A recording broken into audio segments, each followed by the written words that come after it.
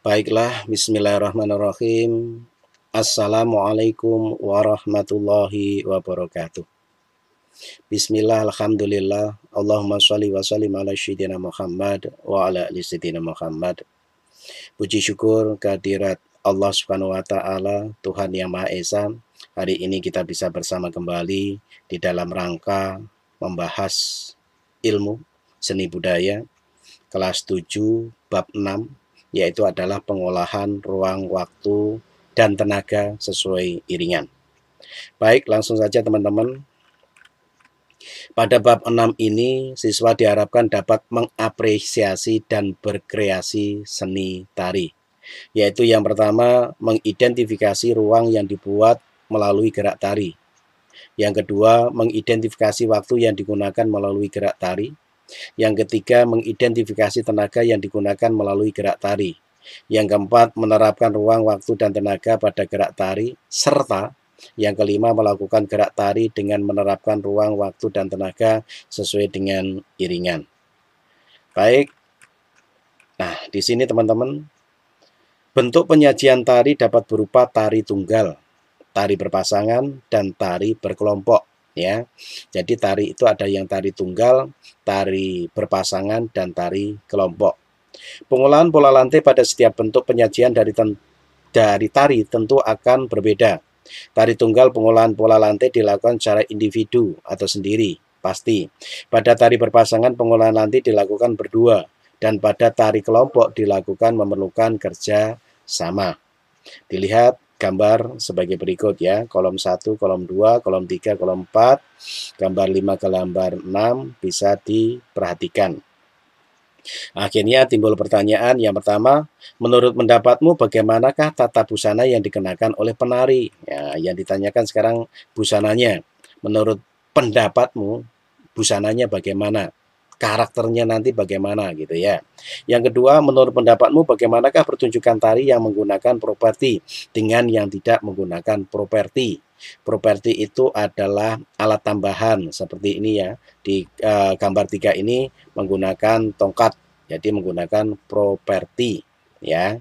Jadi apa pendapatmu tari yang menggunakan properti dengan tidak menggunakan properti? Nah, ini pertanyaan awal yang menggelitik kemampuan kita untuk bertanya, ingin tahu lebih lanjut.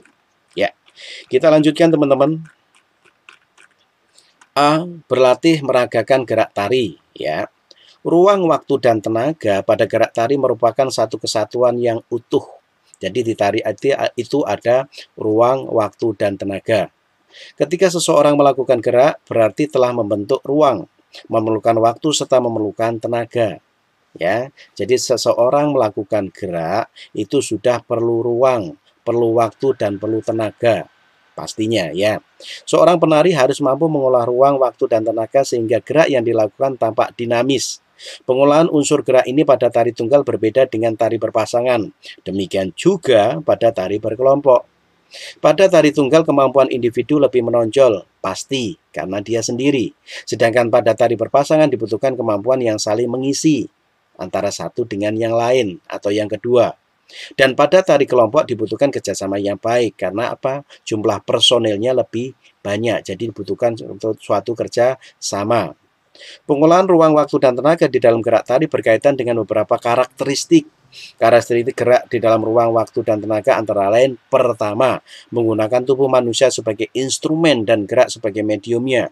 Pasti kalau nari itu butuh tubuh kita yang bergerak.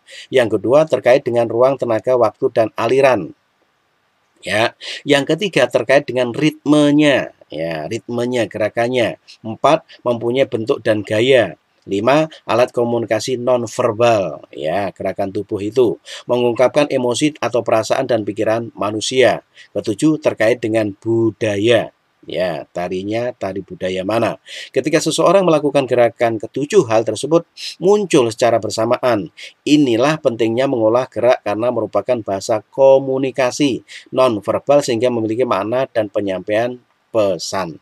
Jadi teman-teman, jadi tari itu sebenarnya adalah penyampaian alat komunikasi non-verbal. Ya, dia mau menyampaikan apa, sebuah tema apa kepada penontonnya seperti itu ya.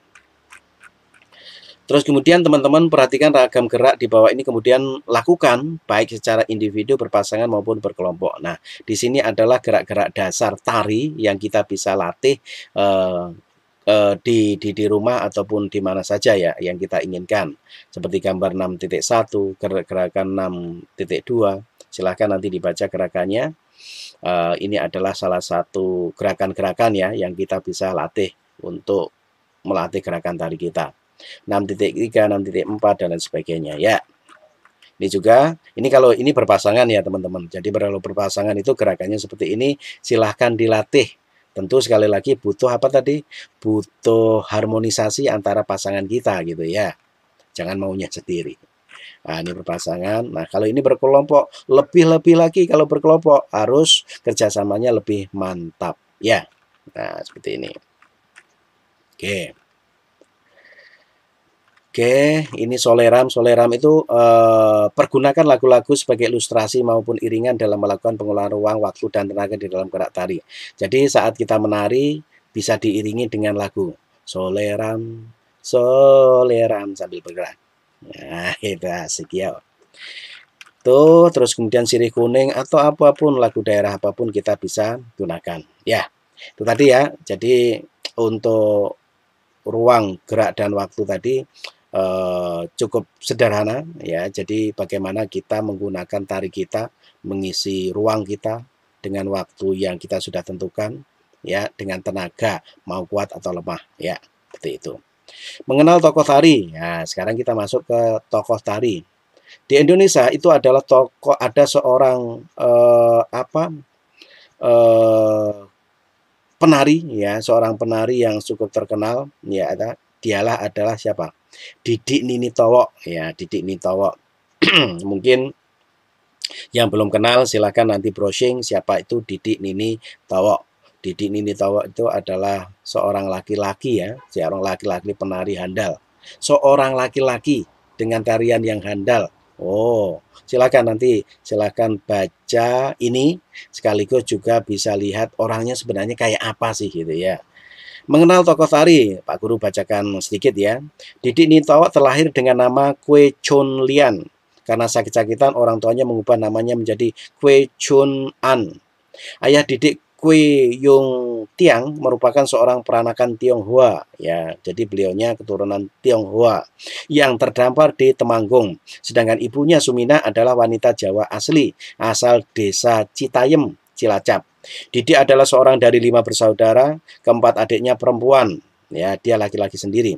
Setelah G30 SPKI, keturunan Tionghoa, diwajibkan mengganti nama Tionghoa mereka menjadi nama pribumi, sehingga nama Kwe Chun An pun menjadi Didik Hadiri Prayitno. Yang lebih kita kenal sekarang ini adalah Didik Nini Towok, ya, seorang koreografer yang luar biasa. Ya, silahkan nanti browsing di YouTube siapa sih Didik Nini Towok kalau kepengen lebih kenal. Bagi teman-teman yang suka tari maupun yang belum apa maksudnya nggak suka tari juga, tidak ada salahnya kalau kenal sama beliau. Ya, silahkan nanti biografinya dibaca, karya-karyanya seperti apa, silahkan nanti dibaca. Ingat, literasi itu penting.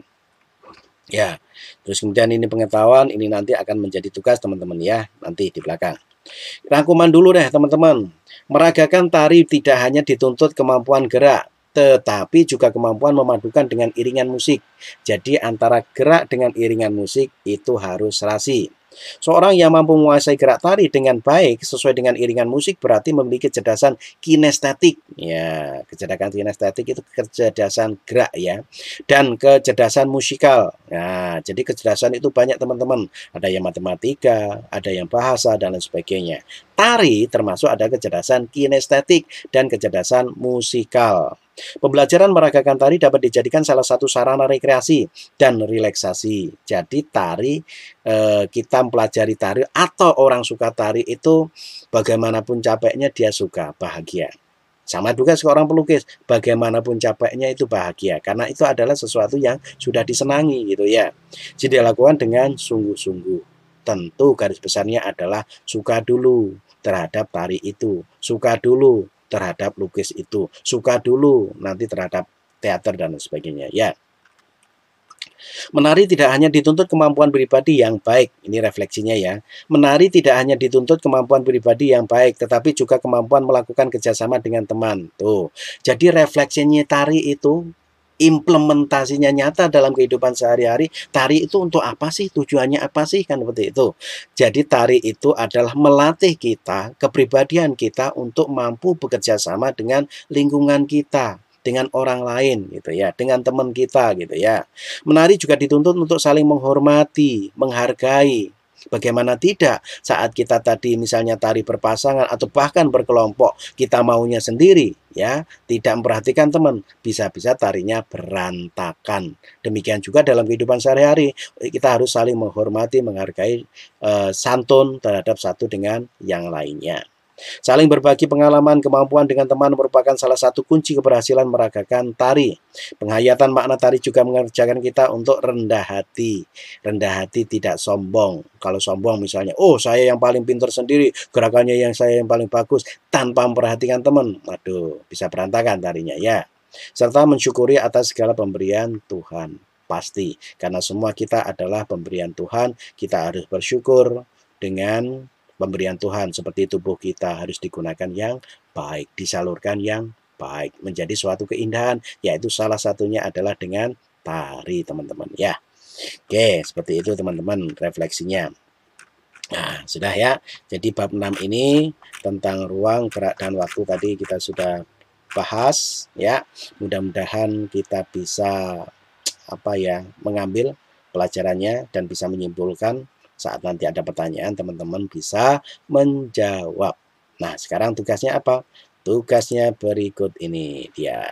Nah, tugasnya teman-teman untuk mengevaluasi kembali apa yang sudah diajarkan tadi. Pertama, apakah gerak tari memerlukan ruang, waktu, dan tenaga? Tuh. Apakah gerak tari memerlukan ruang, waktu, dan tenaga? Silahkan dijawab, tadi sudah dijelaskan. Yang kedua, apa yang dimaksud dengan gerak tari bertenaga kuat dan bertenaga lemah? Tuh, tari itu ada yang gerakannya kuat, ada yang gerakannya lemah. Tapi lemah bukan berarti loyo, tapi lemah lembut. Karena sesuai dengan temanya. Ya, silahkan nanti dijawab, tulis jawabannya, kirim ke Pak Guru. Ya, saya kira seperti itu teman-teman. Mudah-mudahan ada manfaatnya pertemuan kali ini di bab 6 ini.